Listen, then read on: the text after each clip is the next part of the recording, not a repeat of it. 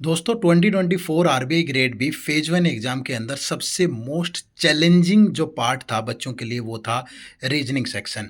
Reasoning में sectional cut off निकालना भी एक बड़ी महाभारत बन गई थी बच्चों के लिए। क्यों?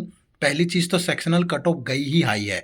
15 मार्क्स आउट ऑफ 60 ये एक बड़ा नंबर था, क्योंकि इससे पिछले सालों में पेपर का लेवल मुश्किल था लेकिन इतनी कट ऑफ नहीं गई थी। तो 2024 में कट ऑफ भी ज़्यादा गई और पेपर का लेवल भी अच्छा था। तो बच्चों के सामने अब 2025 में यही चैलेंज फिर आने जा रहा है, क्योंकि एग्जाम का लेवल तो ईयर बाय ईयर बढ़ रहा है, बट इस रीजनिंग सेक्शन को टैकल कैसे करें। तो यहाँ पे मैं आपको बताने जा रहा हूँ सबसे मोस्ट इंपॉर्टेंट टॉपिक, क्योंकि टाइम अभी कम है, नोटिफिकेशन कभी भी आ सकती है।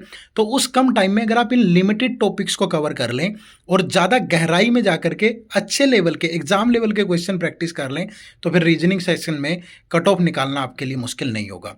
तो उन मोस्ट इंपॉर्टेंट टॉपिक्स के अंदर सबसे पहला टॉपिक है सिलोगिज्म। तो सिलोगिज्म में reverse syllogism, only F you only का कंसेप्ट ये करें। दूसरे नंबर पे आता है इनइक्वालिटी। इनइक्वालिटी मुश्किल नहीं है, आसान है, क्योंकि सिलोगिज्म इनइक्वालिटी में से मल्टीपल शिफ्ट में पेपर होता है, तो किसी में एक आ जाता है, किसी में दूसरा आ जाता है।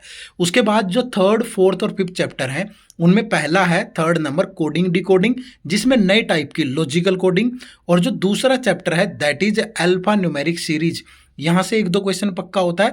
और third chapter is machine input output. और ये तीनों में एक साथ इसलिए बता रहा हूँ क्योंकि तीनों के लॉजिक सेम होते हैं। तो coding decoding, alpha numeric series और मशीन इनपुट आउटपुट। इसके बाद जो नेक्स्ट चैप्टर है दैट इज डायरेक्शन सेंस और ब्लड रिलेशन। तो डायरेक्शन सेंस और ब्लड रिलेशन पे हाई लेवल थोड़ा पजल टाइप जरूर आप प्रिपेयर करें। और उसके बाद फिर ये तो हो गए मिसलेनियस वाले टॉपिक।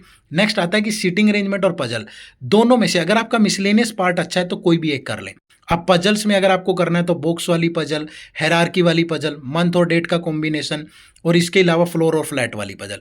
अगर सीटिंग अरेंजमेंट करनी है तो आप लाइन जो पैरेलल रो होती है, या अनसर्टेन नंबर ऑफ पर्सन वाली, या सर्कुलर, इतना सा। और क्रिटिकल रीजनिंग वाला पार्ट अगर आप चाहो तो छोड़ सकते हो उससे, क्योंकि लॉजिकल क्वेश्चन आते हैं और उस टाइम पे एग्जाम बर्डन में लॉजिक्स को हैंडल करना हम बायस्ड होकर सोचते हैं वो मुश्किल होता है। तो ये टॉपिक कर लें, मिसलेनियस पूरा कर लें, सीटिंग अरेंजमेंट पजल में से एक कर लें।